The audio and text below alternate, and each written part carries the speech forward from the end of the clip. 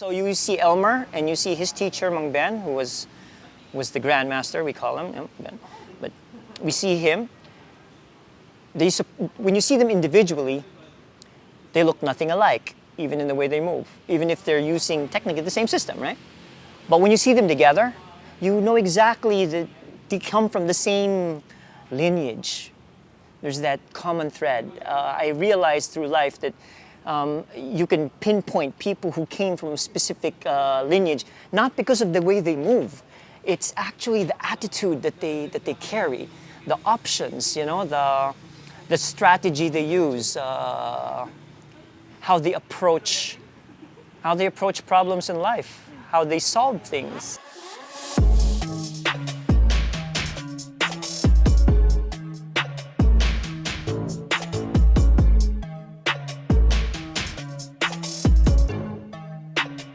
So I come from Espada y Daga.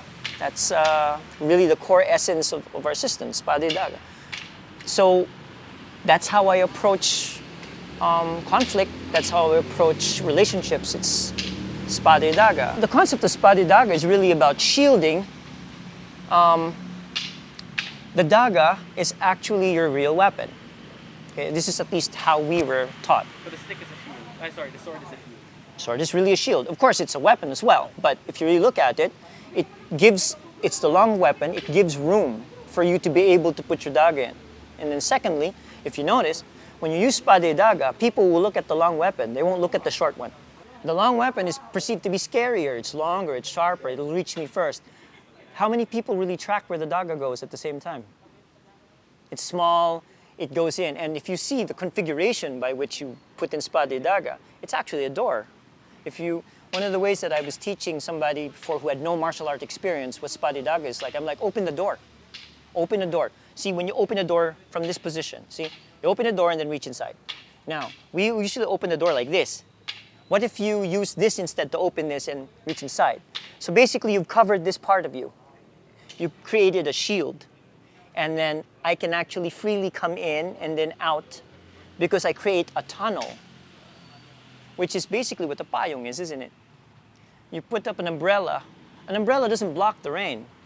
This is a question that we've always, some kids have, they say, I need to do an umbrella box. I said, honestly, to put it bluntly, an umbrella is not a blocking agent.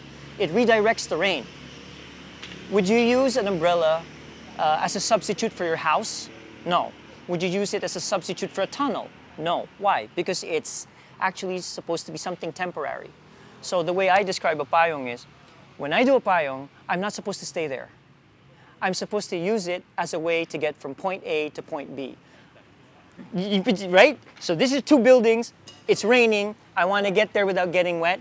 I use an umbrella because my idea is to cross the rainy part and then get to my objective. So in Espada y Daga, I use the espada as the long weapon, it's my payong. And then I put the daga in because I have cover now. But I'm not going to stay there. From there, I'm going to move to another better position. So in life, it's the same thing when dealing with conflict, right? Somebody comes at you aggressively, shield yourself first. But in shielding, I'm not going to take the abuse. I'm going to find out, okay, you need to ask, why are we having conflict? But at the same time, am I staying still? No, I'm doing something else to neutralize the problem.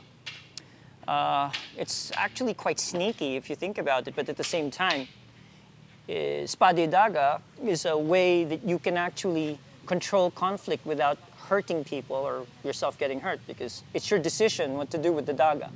The daga is basically insurance, if you look at it from another metaphor. It's insurance. It's like, okay, I can do something with you here, I can decide to hit you or not.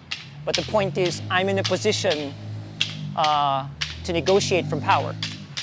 As they would always say, never negotiate from a weak position. Always negotiate from a position in which there's something to trade, right? It's the same deal. So I think Espada y Daga as a philosophy or as a mindset, it is distinct from other approaches. I noticed that initiadors who are very sagasa-oriented, and that's also another approach. If they're sagasa-oriented, they really go through your defense. and that is intentional.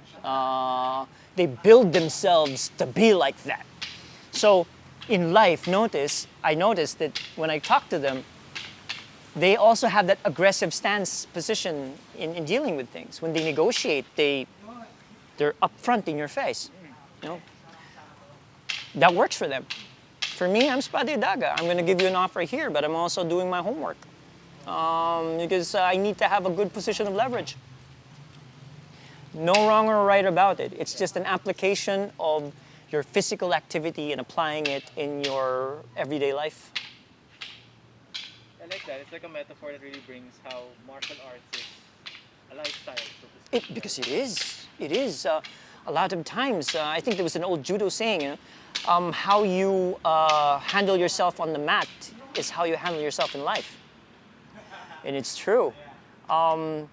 You see it in any martial artist, actually. Their attitude, some might not see it right away, but it's very deeply rooted in the person, how they manage life. Solutions, a lot of times, you can take a physical way of making a solution and then applying it in a non-physical manner. Because sometimes the solutions are staring you right in the face. They're right there. You just don't see it because you put it in a box and say, this is arnis, this is life. But if you think about the olden days and the stories of the older, you know, because I had the fortune of still being able to socialize with my GM when he was still alive. And when you think about it, he really didn't do arnis. He lived it. It was something that was just normal for him. And the way he handled life is how he viewed his martial art. So I think that is what it's there for anyway. I asked some people, how many times have you really had to defend yourself in real life? Yes, I have been in fights. It is true, I have engaged in them, but it's not something that I would say that every week I would have some form of street fight. It's just not the case. So what is this good for, right? I mean, how is this supposed to make life better? Why would people want to study this? To learn how to fight? Maybe not. To learn how to live. That's how I would say it.